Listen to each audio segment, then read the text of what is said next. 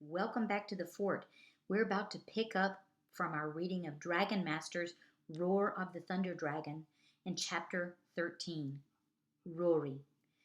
King Roland stood in front of his throne in the castle's grand throne room. Behind him stood Father John, the royal priest. The Dragon Masters and Griffith joined the small crowd gathered for the wedding. Drake saw the people closest to the king and queen, lords and ladies and family members. The royal musicians struck up a tune. Queen Rose walked to the front of the big room. Her wedding gown still looked beautiful. Two young women walked on either side of her. They looked like her, and Drake guessed they were her sisters. Queen Rose stopped beside King Roland. He held out his hands and she took them. Father John coughed. He adjusted the spectacles on his nose. King Roland the Bold, do you love this woman, Queen Rose the Just? He asked. Yes, King Roland exclaimed. And Queen Rose the Just, do you love this man, King Roland the Bold? Father John asked. I do, Queen Rose replied, smiling. Excellent, said Father John. I now pronounce you husband and wife. The crowd cheered. The musicians played a lively song. The Dragon Masters joined in the great feast. This is more food than I have ever seen, Bo exclaimed. I know, Drake said, filling his plate. For a little while he forgot about Echo and the Thunder Dragon. When the party was all over, all of the Dragon Masters went to their rooms. Drake fell asleep right away. He dreamed of feasting and dancing. Rory, Worm's voice echoed in his head. Rory. Drake woke up. He jumped out of his bed. He ran to the room that Rory shared with Anna. Anna was asleep, but Rory wasn't in her bed. There was a note, and Drake picked it up.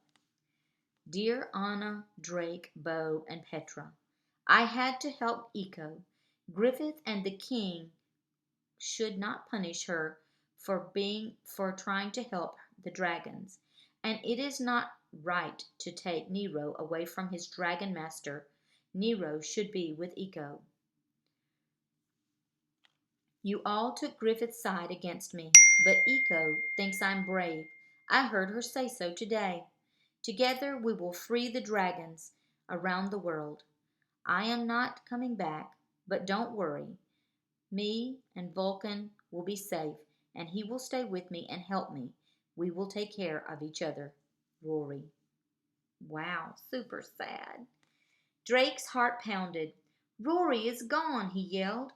Hoping his cry would wake the others, he raced downstairs to the dragon caves. Right away he saw two cave doors open, Vulcan's and Neru's. Worm was standing in front of the open caves, a force field of purple light surrounding his body.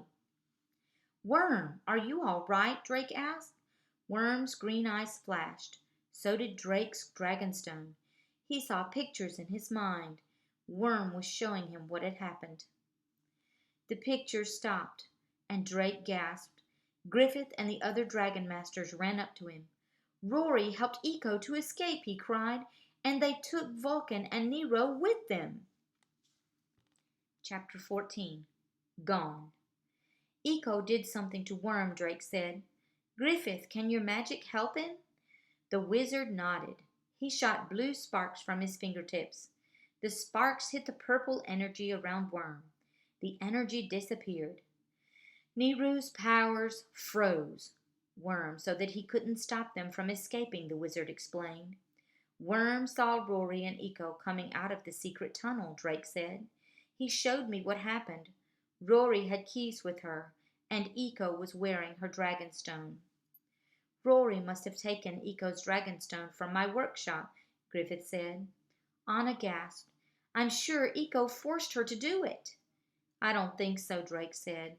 He showed Anna the note. Rory didn't think it was fair to keep Echo and Nero apart, and she was mad at all of us for not sticking up for her after she and Vulcan attacked Echo. She should have talked to us, Petra cried. She didn't need to run away. I'm worried about her, Drake said. Rory thinks Echo is good, but I'm not sure if she can trust her. We need to go after them, Bo said. Rory could be in danger. I'm worried about Rory also, Griffith said, and we must find her before the king learns that 2 of his dragons have escaped. We don't have much time, Drake said. I know Rory will listen to us when we find her, Anna said. We're her friends. We might have to battle Eco again, said Bo, and that won't be easy. We can do anything when we work together, added Petra. That's right, Drake said. We can do this.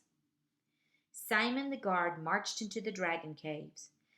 Dragon Masters, you have a visitor, he said. A visitor? Griffith asked. A girl walked up behind Simon. Drake could see a dragonstone hanging around her neck. My name is Mina, she said, and I need your help.